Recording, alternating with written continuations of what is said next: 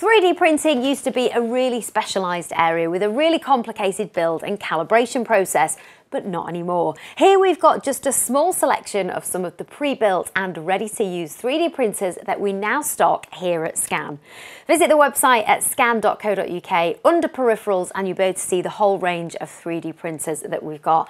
And because they look so cool, we couldn't let you go without having a little closer look inside these machines and some of the things that you could be printing.